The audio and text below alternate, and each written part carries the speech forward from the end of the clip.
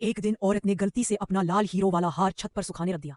अचानक एक तोता आया और चमकता हुआ हार देखकर उसे उठा ले गया। तोता उड़ता पास के जंगल में पहुंच गया और एक पेड़ पर बैठकर हार को चोंच से नीचे गिरा दिया।